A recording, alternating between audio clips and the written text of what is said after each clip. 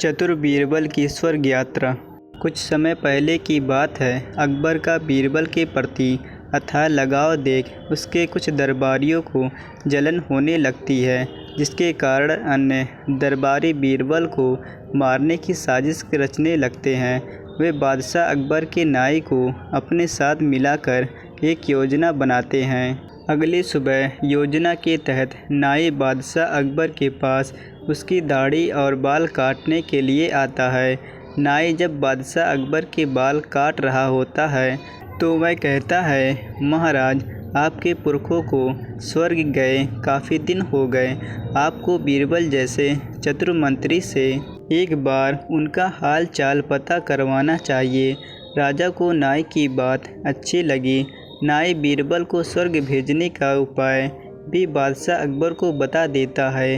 राजा ने अपने मंत्रियों के साथ तत्काल एक बैठक का आयोजन किया।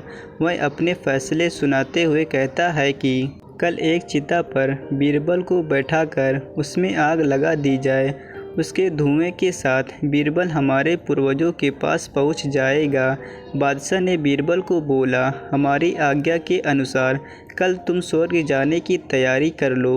बीरबल राजा की बात सुनकर बहुत अचंभित होता है। वह समझ नहीं पा रहा था कि उसके साथ क्या हो रहा है, लेकिन बीरबल भी कम चतुर नहीं था।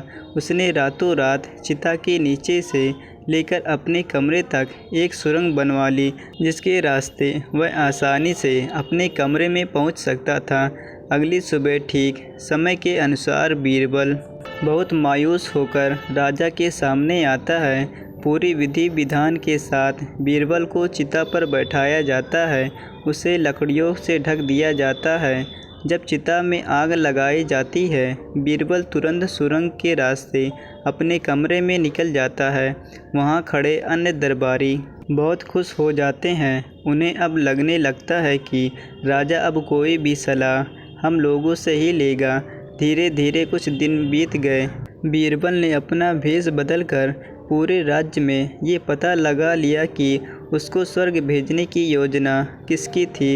एक दिन वह अपनी बड़ी हुई दाढ़ी के साथ बहुत ही लाचार अवस्था में राजा के सामने पेश हुआ।